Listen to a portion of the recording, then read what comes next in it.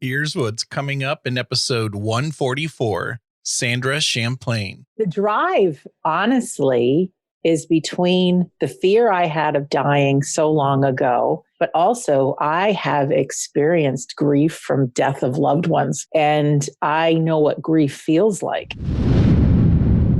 At some point, you know that your passion needs to be something you share with people. And I think that there's these unseen forces that know that you can be utilized for a much bigger purpose. There is phenomena as far as things floating around the room. So there's a lot of things that have glow-in-the-dark tape on them. And so he has ectoplasm exuding from his body, and spirit children can pick up things. And there's these ectoplasmic rods that come out that can lift up trumpets and things.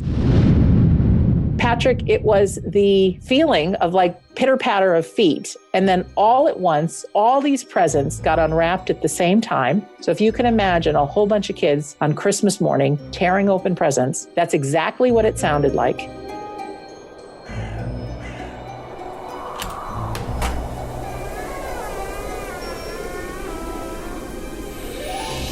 Welcome to the Big Seance Podcast. I'm Patrick Keller of BigSeance.com, and this is a place for an open discussion on all things paranormal, but specifically topics like ghosts and hauntings, paranormal research, spirit communication, psychics and mediums, and life after death. So basically, anything that pops up in my paranormal world. The candles are already lit, so you might as well come on in and join the seance.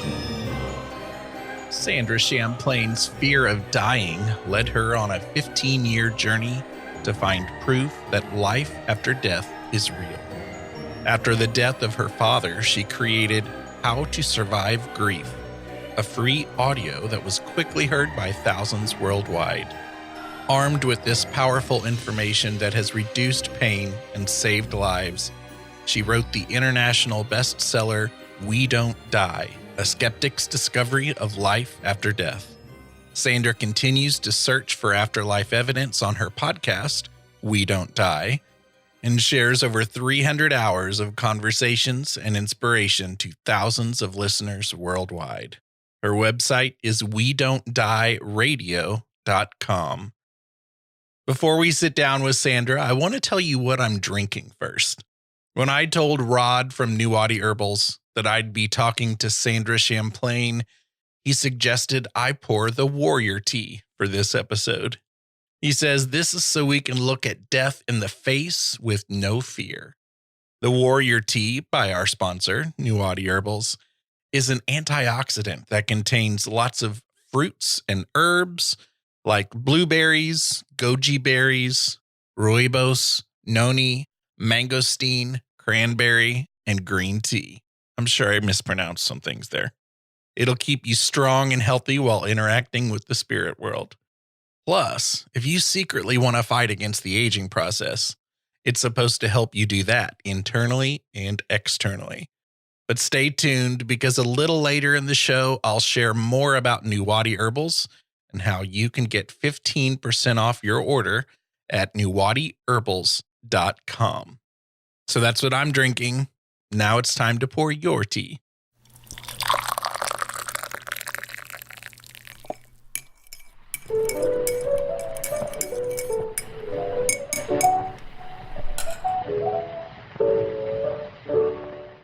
Hi, Sandra. Welcome to the Parlor. Hi, Patrick. Thank you so much for having me. I'm so excited to talk to you again. I know. And what I've told you is that this is long overdue. Long overdue. You had me on your show in episode 152, and you've more than doubled that at this point. You've got way over 300 episodes. So it's way long overdue. And I've been a listener ever since. You're the best. And it's perfect timing. You just got to trust with where it's for everybody. You got to trust wherever we are today is the perfect place. If we could have done it differently, we would have. So let it go. Let it go. We're here now together. So you and I have gone through a similar journey of discovery about life after death and the fact that we don't die. Only you really took this journey seriously. with years of research, writing a book, 317 interviews of We Don't Die Radio, at least at the time of this recording, traveling all over and having amazing experiences. And now you're even planning events and conferences to help others on their journey. What drives you and how do you do it? How I do it, I don't know. I just do it. But the drive, honestly, is between the fear I had of dying so long ago. And that's what initially got me on the journey of looking for evidence very secretly. But also, I have experienced grief from death of loved ones, my dad, my grandmother, 2 beloved cats.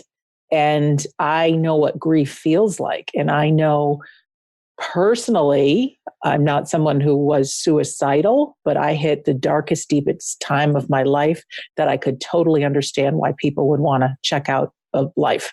And everything that I found about the afterlife is such comfort that we go on.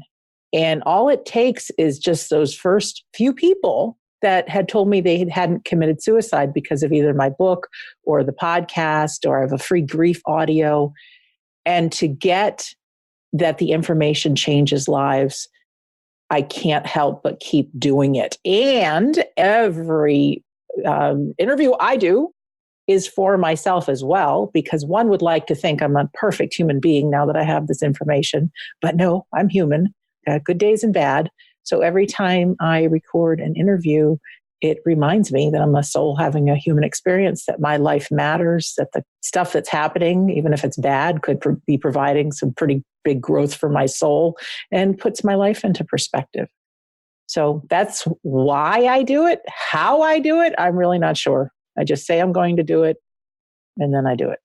And people have to know too that this is not your full-time gig, that you have a career as well. And so it has to be a big passion to drive you on your free time to do all of this. It is. I'm a chef by trade. My mom and I have a catering company, and we work with race car teams traveling the IMSA racing circuit all over the United States and one race in Canada. And it's really busy for me. So I can't often get back to listeners when they email me, but it's a labor of love, and it makes a difference. So you were talking about that fear of dying and convincing people not to commit suicide. And it reminds me of really when I first started out on my spiritual shift. And I'm pretty sure it was the first couple of books that I read on this spiritual kind of paranormal topic. And it was either James Van Prague's book, Ghosts Among Us, or it was a Sylvia Browne book. And I remember by the time I got to the end of the book, I was like, oh, I get it now. Like, and I was running away from this dogma of growing up in the Baptist church, Southern Baptist church, and I was out of that. But then you have these things that are still embedded in your head about who goes to heaven and angel wings and devil horns and things like that. And it was so calming to all of a sudden come to the realization that, you know what, we're all going to cross over and all that other stuff doesn't matter. And I'm going to see my past loved ones and it'll be nice. I remember being that moment of just like, oh, and now I know. It's a great feeling to go from hope and faith to just this knowing. And so many people send me like emails or message on Facebook and tell me what you know, because I want to believe now. And I just can't do it in an email. It's a journey for anybody. And it's really a journey worth going on. But if I could put somebody in my shoes after these 20 years and all the holy cow moments and things I've experienced, to have that comfort that our life is of purpose. But when we close our eyes that last time here on earth, hopefully we look back on our life that we've really played full out and got our money's worth out of this life, but that we can feel comforted that our loved ones will be there to greet us. I can imagine a parade and like crossing the finish line of a marathon. Everybody's there, including our pets. And something that's extra specially comforting is I've been doing some research with hospice workers that talk about how often our loved ones are there to greet us in those final moments. So many people a lot of people, I don't want to say comatose, but have been really out of it. Some even in comas have awoken and lifted their bodies, their chest out of bed, and they're looking above everybody's shoulders and they see their loved ones, angels. They're very clear who they see. And that to me is so comforting that we're not alone. Because I think even, Patrick, as much as we believe, I think maybe those final few breaths, there may still be a little bit of fear of the unknown. Right. And so to have our loved ones there, I think that's so comforting. Do you remember how long it took, like that first little moment, that glimmer of, oh, you mean we don't die? And from fearing death to full on faith that, to where you are now? Like, do you remember how long that journey was of, maybe there was some skeptic part of you that was still like, I don't know about this stuff. that skepticism is always there. Right. Now, and I'm sure like yourself, now that we have these shows, there's people that want to be on the show. And sometimes it's like, oh, I don't know about that. Mm-hmm. And it's not bad to be skeptical, because I want to talk to others that are skeptics and be able to share my journey. So I think one of the biggest tipping points for me, I guess is the best way I could describe this, is I had taken a course in mediumship because the teacher had said, if you're in this course, I'll prove you're a medium. And I'm thinking, no way can anybody do that. And out of my own head, thinking I was making up, and this was the instruction. She said, we're not really going to do medium readings now. I just want you to hold hands, pick a partner, find somebody you don't know. I didn't know anybody. Close your eyes, see a big white light filled with energy around both of you.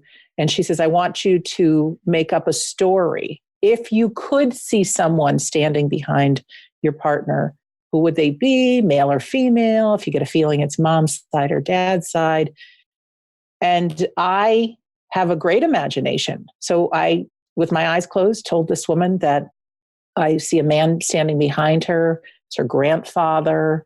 My imagination told me his name was Jan. He was a fisherman in Denmark. He died of lung cancer. I could say he had blue eyes and blonde hair and a big gap between his two front teeth. My imagination gives me he's puffing away on a cigarette and he died of lung cancer. And there's usually a message that comes through, and that he never told his own daughter, which would be the mother of this lady, that he loved her. So with my eyes open, I just said, I was ready to tell my partner, okay, it's your turn. And she's crying. Her grandfather's name was Jan. He was a fisherman in Denmark. He died of lung cancer. All of those things that I said were true. And that cracked open the door. And unfortunately, I went on that weekend to being right sometimes and being wrong sometimes, because a lot of this information does come in just like imagination.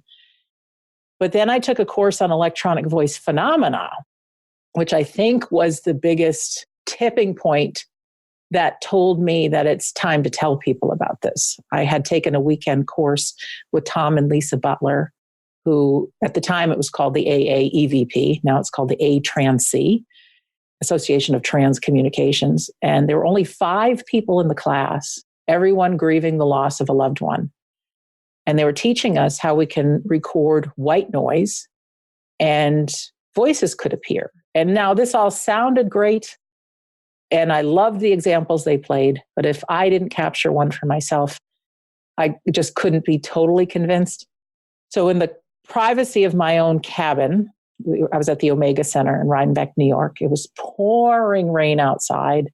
And I had my digital tape recorder. And I tried to do what they taught us in classroom. And that's create another energetic area, I would say. And it's all the power of our intention, which at the time I really didn't believe in, but I was going with it because they said that's what to do. And I held up my tape recorder and I just said, and I envisioned my aunt and uncle and two of my deceased grandparents there. And I said, if you guys are real and I'm supposed to tell the world about this, I said, I need you to really try to talk loud. So I said, I'm going to record this for 60 seconds and then I'm going to say goodnight. So I just recorded the raindrops for 60 seconds and I played it back. And at the end of the recording, a man's voice says, good night, Sandra. And then two women say, good night, good night. And then there's another male's voice that says, good night. And that scared the heck out of me as much as it made me convinced. But it really hit me that, oh my gosh, are there people all around me all the time? Do I have no privacy? This is, suddenly I wasn't sure this was fun anymore to be investigating this. And the next morning I brought my recording into class. And the other people in the group, by hearing my audio, it helped heal their grief because they realized this wasn't coming from the teachers. This was coming from another student. And they realized if my voices were there, of my loved ones, that their son who had committed suicide or daughter that had died of cancer or spouse, that they would be alive too. So it was only then that I started really experimenting and working with people and just playing around to see if we could get voices, and we did. So that was pretty cool. But that, I think, was the thing. And then after that, I felt a little bit like a junkie. I had to get more. Who else is doing what? What's going on? And then that's when I started studying things like near-death experiences and really getting into evidential mediumship and reincarnation and all the things that are being captured on images and just all kinds of stuff, spirit artists, and just started diving into what else there is. Yeah, I've had those EVP moments before. And, it was also one of the first things that started that craving moment that you're talking about. I've heard so many people talking about craving more information and experiences once they start getting into this stuff. Will you tell us about a day in 2011 on a day off, sitting in your car after you saw the movie 50/50, which I had never heard of, actually. I had to look this one up. I will tell you about that. And I think you probably feel the same way, is at some point, that your passion needs to be something you share with people. And I think that there's these unseen forces, whether you call it God, your spirit guides, your deceased loved ones, all of the above, that know that you can be utilized for a much bigger purpose. And I think the biggest thing any human can do here on planet Earth is to serve another person. It can be as simple as a smile. It can be something small, it can be something big, but service is the key. And I had gathered a ton of evidence about the afterlife at that point.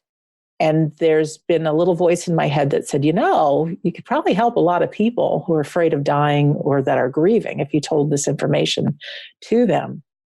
And everything in me, Patrick, said, I don't want to be the one to have this message. I'm not smart enough. I don't know how to write. If I'm supposed to write a book, I wouldn't even know how to begin to do that. I'm not the one. I'm not the one. But the voice kept saying, you are the one. And at that time, I just thought it was my subconscious or my inner voice or whatever. But I couldn't get away from meeting somebody, even sitting next to somebody on the airplane, coming to find out they're just returning from a funeral of somebody very close. It's like it was all around me. So I just felt like I had this moral responsibility, but I didn't want it. I didn't, because it's a very controversial conversation saying that there's afterlife, the reality of the afterlife. A lot of us now believe in 2019, but there's still a lot of people that give me a funny look if I tell them the name of my book. So there I was thinking, I got to be out of my own head. I'm going to go out. I'm going to see a movie. I'm going to laugh. So I looked, and a comedy, they called it a comedy. I hate when they do this, and it's really something highly emotional. But it's a movie called 50/50. They said it was a comedy. There was a couple good actors that I knew of, and I just said, I'll go to that. Well, as funny as it might have been, it is a story about a young man getting diagnosed with cancer going into the hospital, getting his chemotherapy treatments. The friends that he meets all start to die. He's faced with his own mortality. And it's a tearjerker. And I went into my car, and I had never recorded any kind of a video and hadn't really done too much with the iPhone. But I just couldn't handle all these thoughts in my head.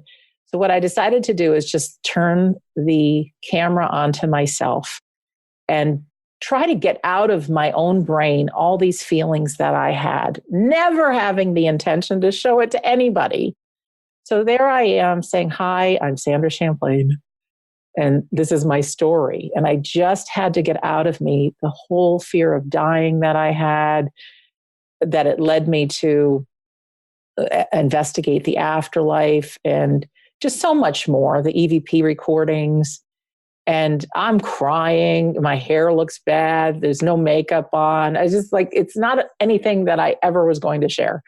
But I let it all out. And it was about 20 minutes. And I felt better afterwards.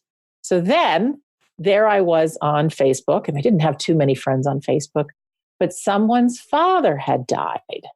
And with my father having died just the year before, I knew how much my information helped me. So I said, if you promise you don't share this with anybody, I've actually told my story on this video. So I shared it with this one person. Well, didn't she know somebody that she wanted to share it with? So I said, oh, okay, just that one person. That's all you can share it with, because I look really bad in this video. And well, as it turned out, it just started to be shared. And then I thought, you know what? I'm just going to make this open to anybody. Who cares how bad I look? The words make a difference. And it's the true story of how I got into this, even my own father's death, the tough times I've had and the difference this has made. So it was just interesting to me that I never thought I'd share this information. And that darn movie that was supposed to be a comedy was the thing that said, no, you've got to be out there doing this. And it was then that I said, okay, I've got this moral responsibility, especially knowing how much it can help grieving hearts. And I can't tell you how many people write to me who have had significant losses, and how much, like I said, either the show or the book or the grief audio has made a difference in people's lives. So I keep sharing, no matter how good or bad I look.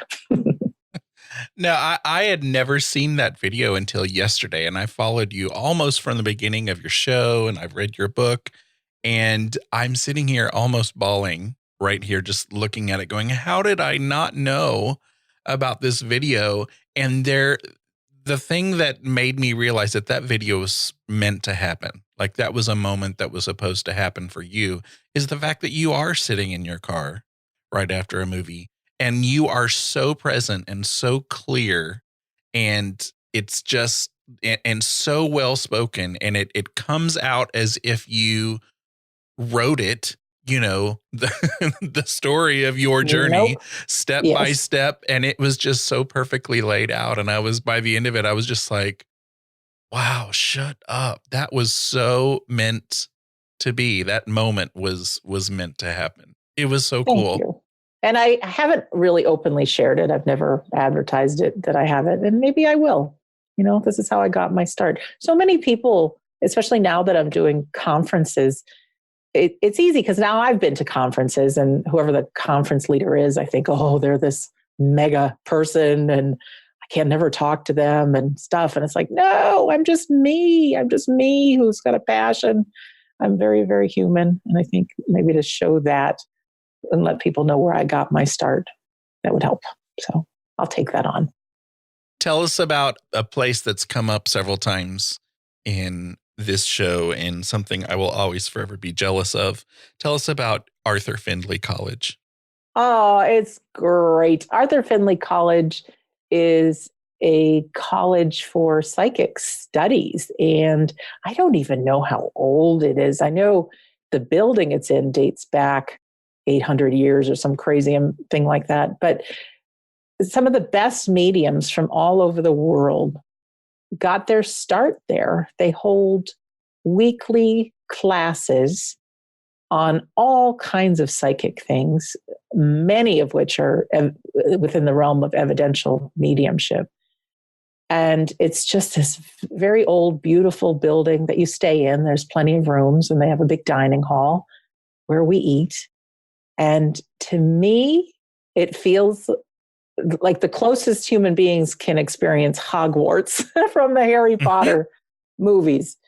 The first time I went, and I've been there now 4 times, I was really nervous because I didn't know what to expect. Is it like the Haunted Mansion in Disney World that there's just ghosts floating around? I had no idea what to expect. And of course, the YouTube videos that people created really made it look so spooky. No, it's just a beautiful old building and wonderful tutors, all very normal people. But to be in a class, and I was in, say, the beginner's class the week I went, it just felt like psychic arts 101. So, okay, everybody close your eyes. We've got this energy and this aura around us. And, one of the exercises that we did is there were, I think, 10 of us in our class. And so 5 of us were sitting in chairs facing a wall with our eyes closed. And the instructor would have one of the other classmates behind us.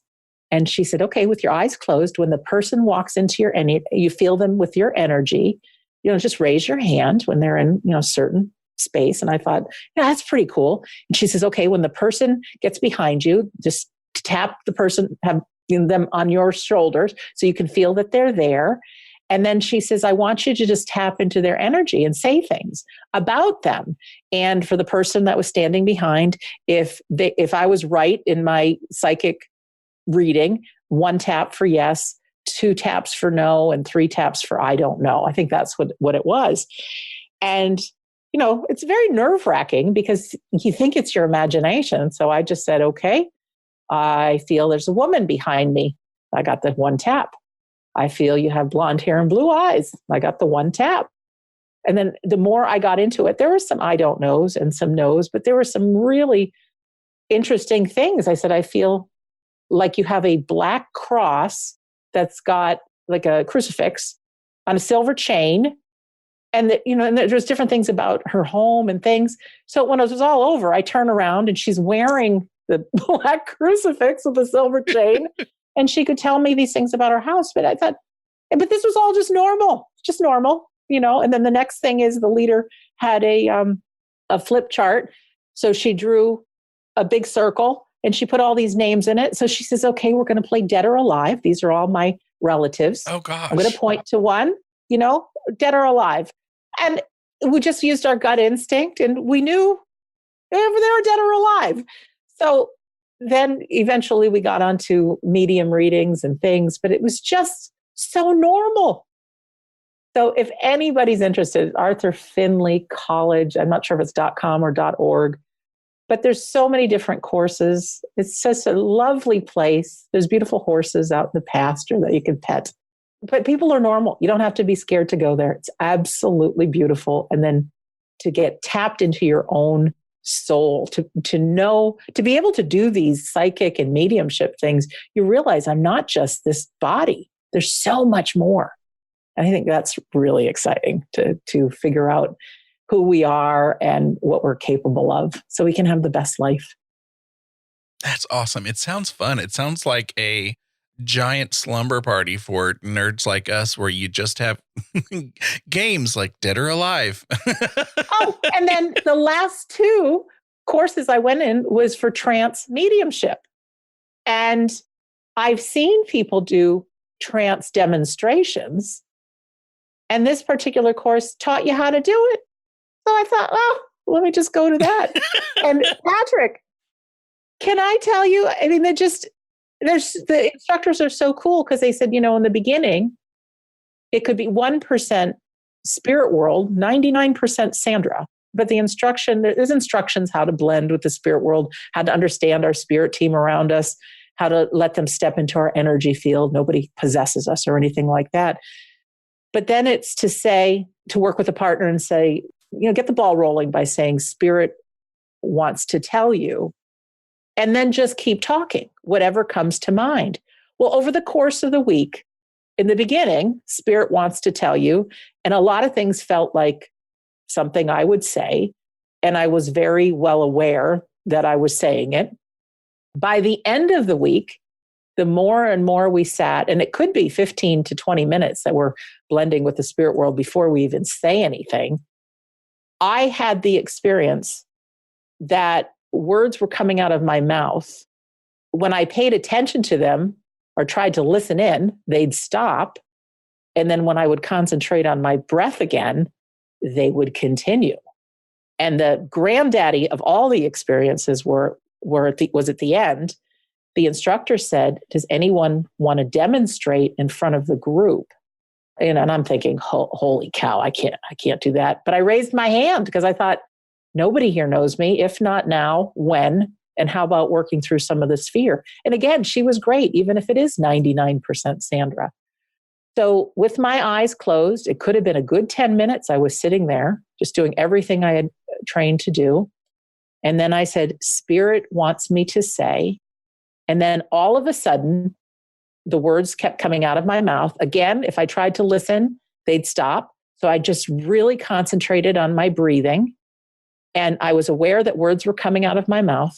I was aware, because we were sitting in a big circle, I was aware that my body was turning as if to turn to each person, like I was telling a story. And then it just simply ended. I felt myself lean back in my chair, and then it was over. So when I opened my eyes, everybody's crying, very moved by whatever the words were that came out. And it was a story, something about the journey of life. And I was talking about the ocean, and this is what they were telling me. The thing that was mind-blowing, I mean, it's mind-blowing enough to think of words coming out that I'm not consciously figuring out, but they said I remained perfectly still. I did not turn to people. So the instructor said that was my etheric body, that the person, whoever the spirit was, used, and they were moving, and I felt it. And since I've been home, many times I've done, this is just a little science project for me, is to be in front of my computer, do that blending exercise, and whatever words want to come through, use my hands and type them. So in being in my skin, I feel like I hear a word, I just type, and it could come out in 2 minutes. And then I've read them back, and there's no way I could have figured out poetry. There's words I've had to look up in a dictionary or phrases. It's not normal Sandra speak, but they're very profound.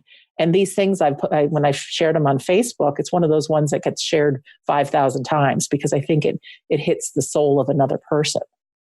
So that's something that I think anybody can do, but to know that we've got a spirit team around us is mind-blowing. And I'm not present to that magic on a daily, unfortunately, because we all have day jobs. But when I think about Arthur Findlay College and I think about the 2 weeks, because I went back for a second week on this because the first week was so cool. It's wonderful. It's just wonderful. That is amazing. Thank you for that. I will get there one day. One day. Yeah, maybe we'll go together. We'll go on the same week. That would be awesome. We'd have fun. You're listening to the Big Seance Podcast with Patrick Keller. Be sure to check out BigSeance.com for more discussion. This episode of the Big Seance Podcast has been sponsored by Nuwati Herbals, a family-owned business operated in the St. Louis, Missouri area since 2002.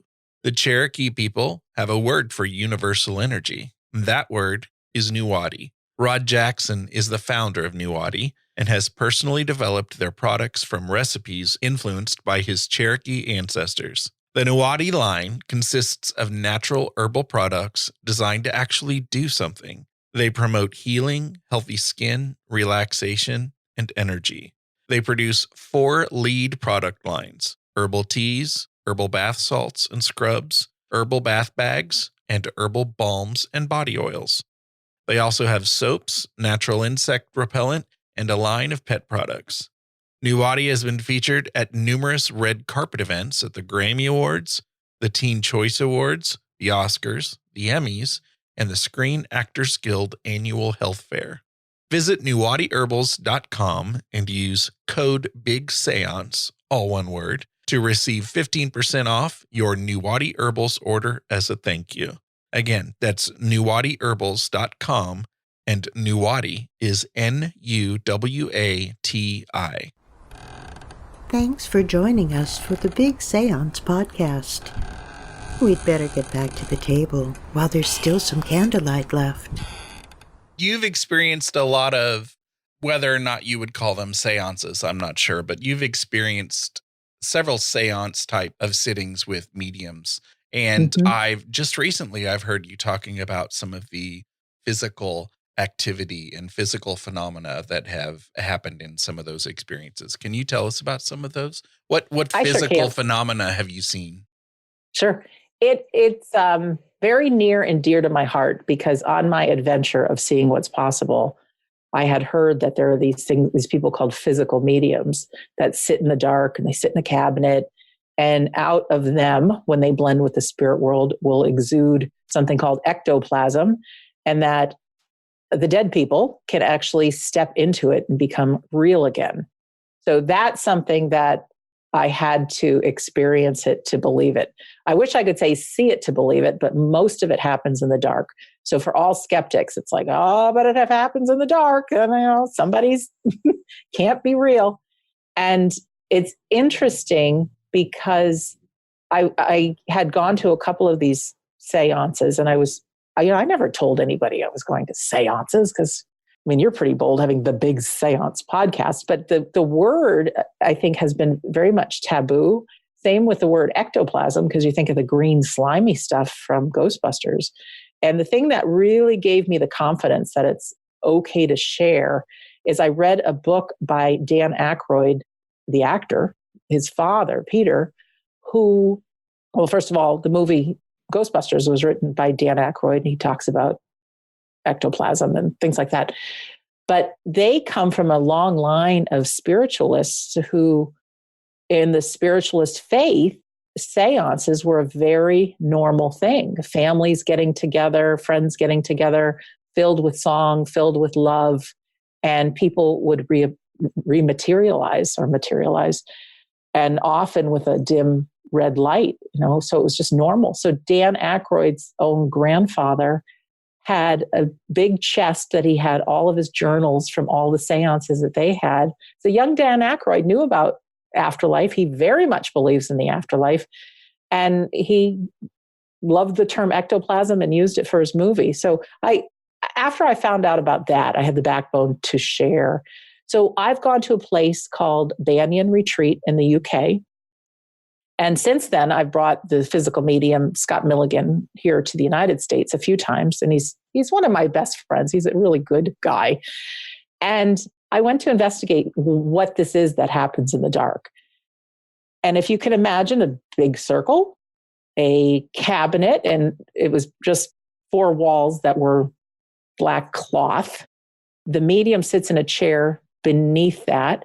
He's actually tied to the chair, very tight with cable ties. And even I've now been to maybe 20 seances. Even the most skeptical minds check out to make sure this guy cannot get out of the chair to do these things. And what I have experienced is there is phenomena as far as things floating around the room. So there's a lot of things that have glow-in-the-dark tape on them.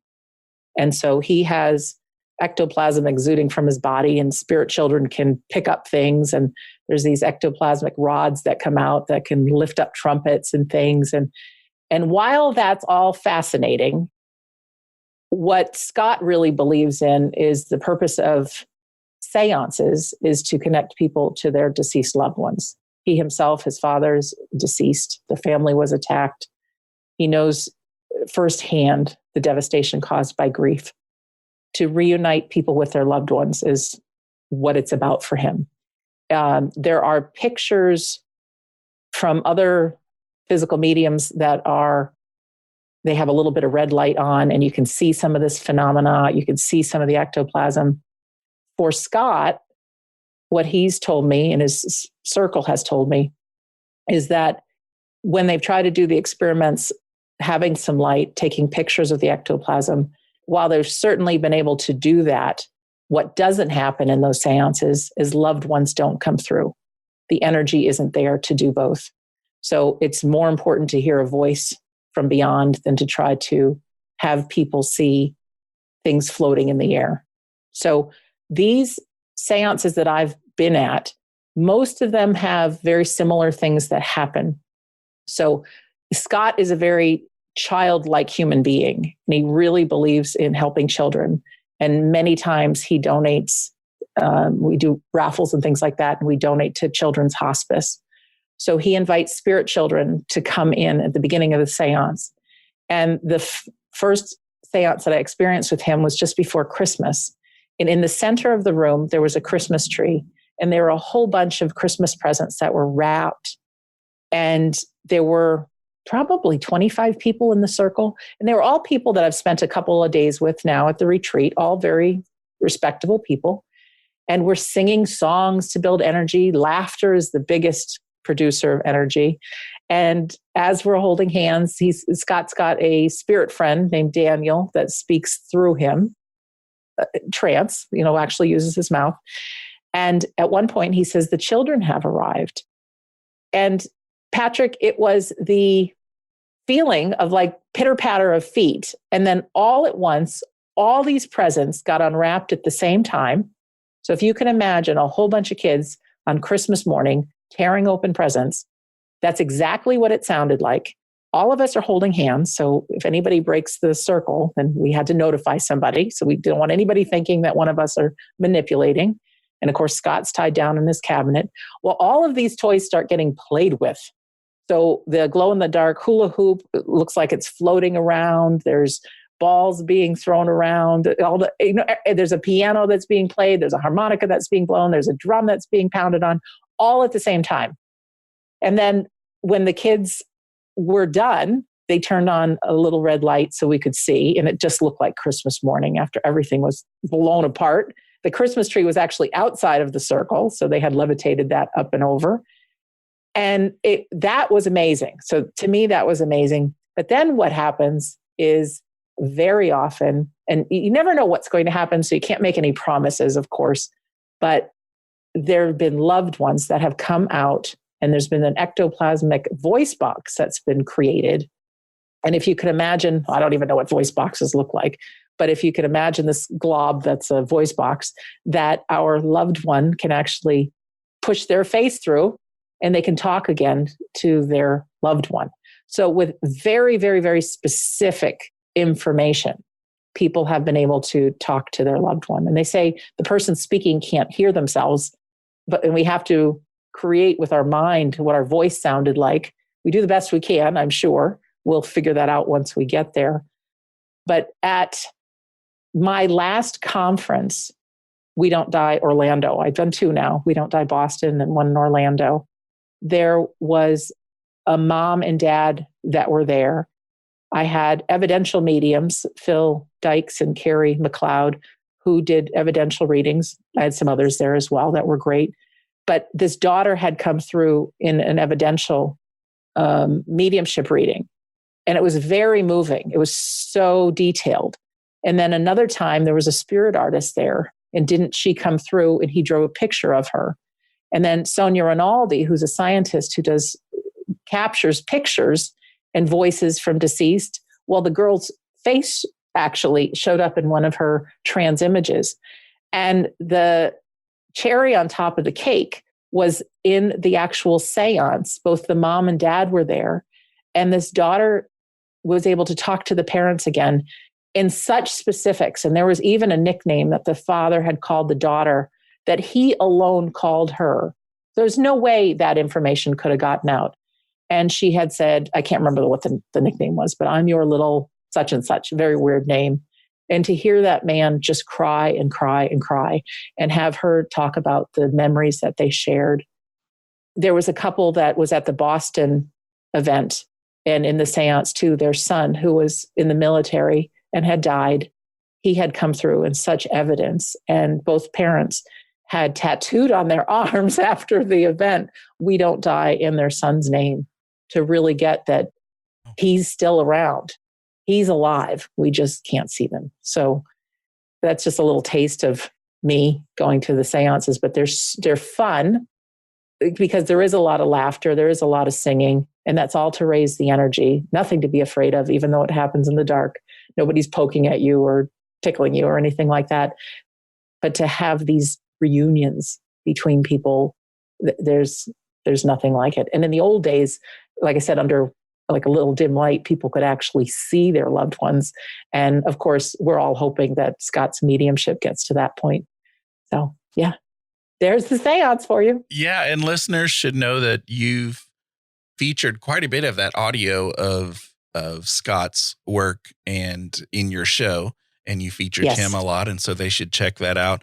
And also you just recently had Sonia Rinaldi on your show, and she's always fascinated me with her work with EVP and I love that you're getting into instrumental transcommunication. That's awesome. I think it's great. In fact, depending on when your listeners listen to this, I'm offering a 5-day course called a Discovery Course in Orlando. And it's just going to be limited to about 40 people, but Scott's going to be there. Sonia's going to be there. I'm going to have some wonderful evidential mediums there as well. And for the very first time, Sonia's going to let us into her laboratory. She's going to bring all of her stuff, and we can all experiment using our cell phones and the things she has. We're going to do experiments that will do a kind of a seance with Scott to build energy, but we'll have Sonia in the center with all of her equipment to see if we can build up more energy for these loved ones to appear in the trance images. So if anybody is interested in that, if you go to WeDon'tDieRadio.com, that's my website. You can find out more about the Discovery Course. But I'm excited. I think we're on the brink of some really big things. And I feel people like you and myself to have the opportunity to share this to the world, because it's time, just like with the beginning of EVP, when people found out that it's real, people could start experimenting. When people can realize that you can take pictures of static and your loved one can practice putting their images on there. If you can just imagine your loved ones and yourself saying, okay, 8:00 Thursday night, we're going to get back together. We're going to do this again. But what a wonderful thing. And I get to be around the people and hear from the people whose hearts are mended. We'll always experience grief, but to also be able to have that comfort that our loved ones are still alive and to be part of a community up to something and being able to communicate, it sure helps than feeling that, I'm all alone and my loved ones died and I'll never see them again. It's a whole different way of living life, believing in the afterlife. What year did the book get published? We Don't Die? 2013, I think. Yeah, Okay. I got to double check, but I think. Well, I have it here. I can actually. Yeah, so do I. You know what? We can check. It's probably going to be earlier than that. 2013. You were right. Does it say that? Yeah. Okay. Yeah. Okay, good. So after writing this book and now 317 interviews of your show, and there are some weeks I cannot believe how many interviews you pump out. It's amazing. I don't do them when I'm not home. So if you could, after all of those episodes, kind of a 2-part question. What have you learned from 317 episodes of We Don't Die Radio? And if you could go back and add an addendum to that book or add another chapter since then, what would it be? Kind of a loaded question. It's a good question. I think I'll answer the second question first. I would add the world of physical mediumship. I would add the world of what Sonia Rinaldi's doing. I would add the deathbed visitations. I would add more about spirit artists. There's mediums that not only see your loved ones, but they can draw a picture of them. So that's what I would add. Probably a little bit about that we all have a spirit team around us, and that it takes quieting our mind, which I do talk about in the book, about the importance of quieting our mind and being in our present moment, in the present moment. But I'd really talk more about blending with our own spirit team and letting ourselves as souls be cheered on, encouraged, inspired, supported the best way possible, knowing that we have this invisible group around us. And the only way really to access that knowledge is to be able to learn to quiet our mind, to blend the energies, to ask questions, to ask for help. So that's what I'd put in. As far as what I've really learned, my takeaways, because all of this, Patrick, as great as it is to share with other people, it helps me live my life. I have gone from a real fear of death and a real awful sense of grief to not only not being afraid to die, and I don't want this to sound corny, but almost like I'm not in any rush to get there, but I'm excited to see what it's all about. I am. I'm excited to see my dad again, my cats again, my grandmother. So that comfort is a big thing. To know that everything is that we look at right now is energy. It's all proven through science on the quantum level, that we are souls having this human experience, living my life, even when the bad stuff happens, is playing a little game with myself. Did I put this here for my soul to learn? And that will really help me not make the other person wrong and get back on track. But realizing, and again, we're never going to know exactly what the truth is till it is our time to go. But for me to really trust that as a soul, we all come into this earth because it's the absolute best place for our souls to get the education, the growth, whatever you want to call it, for bigger and better things. So to explore the magic of life, and I'm sure you've had a ton of synchronicities as I have, and to be able to create things with the power of our thought, to really get that we are souls having this human experience. And again, not easy to live that way 24/7, but to be reminded of that. So that my life, and when I can close my eyes that last time, I'm able to look back and say, I really went for it. And even now, there are things that come up that I have fear, I have doubt, I have struggle. And if I can take it away from the human thought and put it under the umbrella that I am the soul having a human experience, it's like, oh, well, maybe what my soul needs to learn to do is be courageous right now. And so it has me push the envelope and do some things that I normally wouldn't do, playing the game that it's all for the education of the soul. Make sense? Yeah. Like sometimes I come home after a bad day and I'm like, what was I supposed to learn from that? You know? Yeah. And maybe we can't see that for 10 years later. And, you know, maybe sometimes we're in the deepest throes of grief and we don't want to play the game to think it's for our own benefit. But then there you are sitting next to a person on an airplane who's exactly where you were. And you might have just a few words that help that person. And so you just never know. I have a great quote that I want to read before we're done too, which I know you've heard. Do it. Okay. It's just under the context that a lot of people don't believe in the afterlife. And even people are listening that their friends and families, they might think they're crazy. There's a quote that's by Arthur Schopenhauer that says, all truth passes through 3 stages. First, it is ridiculed. Second, it is violently opposed. Third, it is accepted as being self-evident. And my heroes are people like Henry Ford, who invented the automobile. People thought he was a lunatic. Thomas Edison had tons of great inventions, but even electricity in in lighting, people thought he was off his rocker. They thought he was absolutely nuts. It's never going to go anywhere. And of course, my favorite friends are Orville and Wilbur Wright, who invented the flying machine, who people didn't give them the time of day. And these are things now we all take for granted. But at the beginning, people laughed at them. So for your listeners, my listeners, I think most of us, I can comfortably say, we have people in our life that don't really buy into what it is we're doing. But the tides will turn. There will be that tipping point.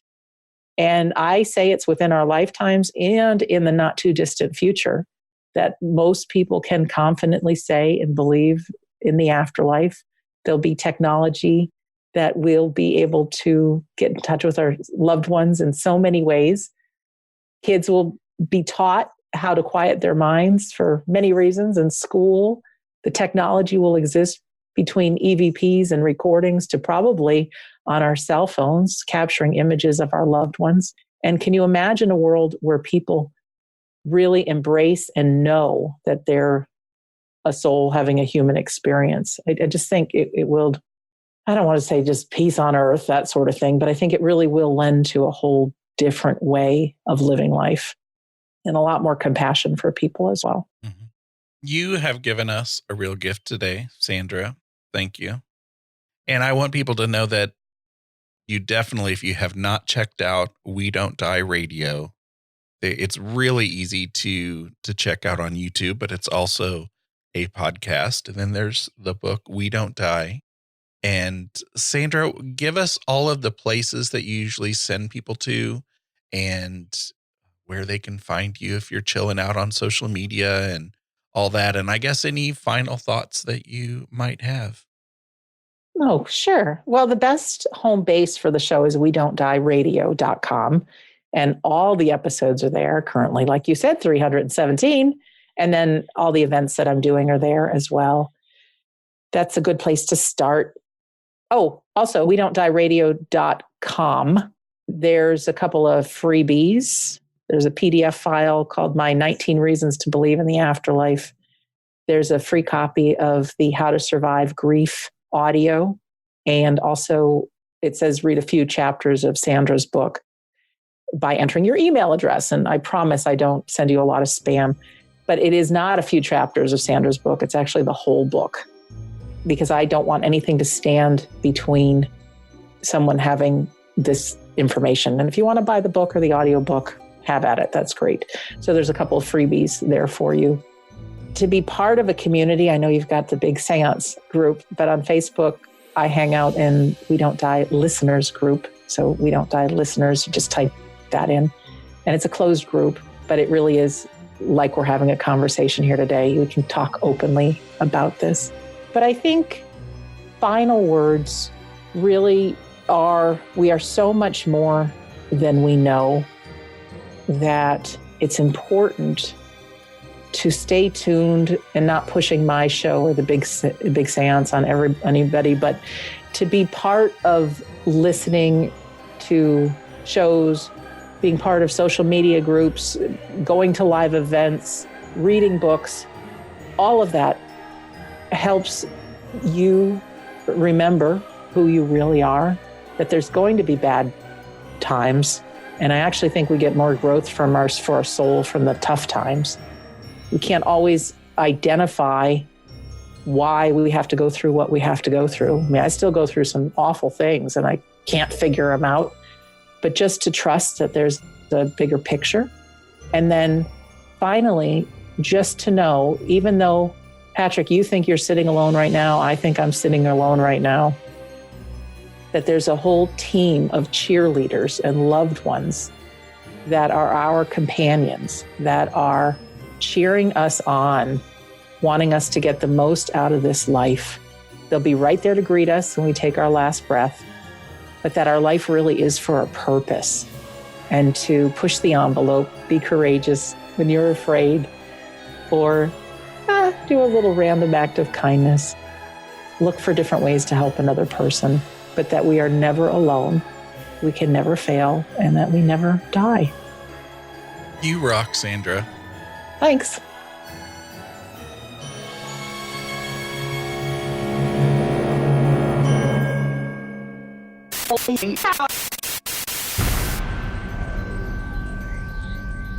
Thank you to the following super Paranerds who support the show at patreon.com/BigSeance.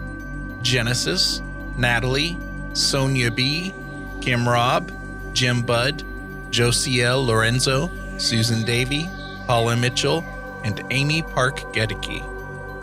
My supporters at the Parlor guest level, who can be found at bigseance.com/parlorguests, are Linda of shimmeringmoons.com, Denise Sia of Mystic Moms Paranormal, Joni Kuntz, Sylvie, Jeffrey Peck, Dina of Dina DeCastro Astrology, Peggy Hagen, Sharon, Marion Hover Clairvoyant, Bruce Williams, Christopher Kohler, Lana and John of Carbon Lilies, Anna Frias, Norman and Linda Keller, and Karen Prine.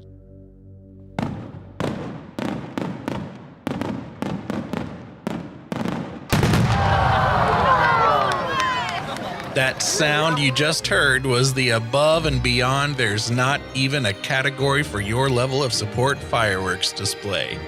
Because I have an awesome listener, Jackie Pacheco, who supports the show at the $10 level. Thank you, Jackie. And thank you, Paranerds.